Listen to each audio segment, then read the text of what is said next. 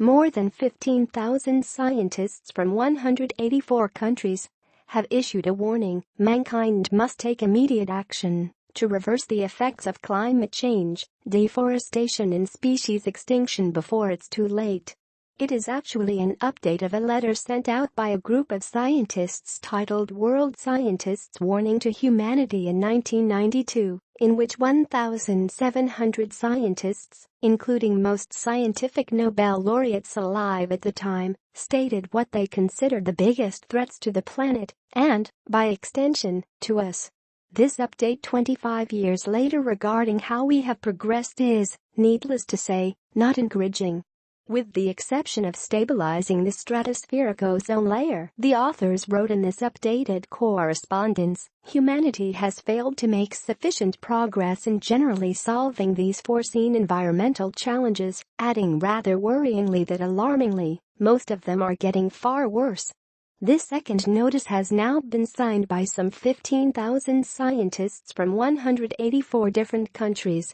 It looks back at the warnings issued by the first letter and checks on how we have been faring.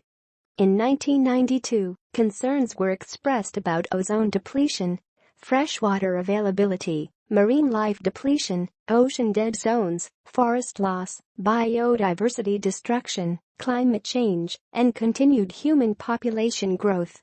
Now, 25 years later, every single measure has gotten worse, bar the ozone layer.